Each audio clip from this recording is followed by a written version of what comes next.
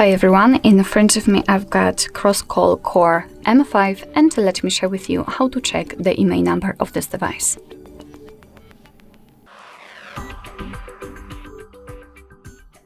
So I'd like to show you two different ways of checking the IMEI number. The first one, which is much easier and faster, is to use a secret code. So let's open the dialer, tap on the keypad, and let's enter the code, which is *#06#.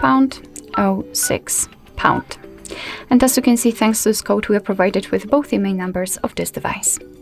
Let's tap on OK and let me show you another way with the usage of the settings, which is maybe longer, but it will be useful if you will forget about the secret code. So let's open the settings, then let's scroll down to the very bottom to find About Phone. And here we have to scroll down to find both IMEI numbers for both SIM slots. Alright, so that will be all. Thank you so much for watching. I hope that this video was helpful, and if it was, please hit the subscribe button and leave the thumbs up.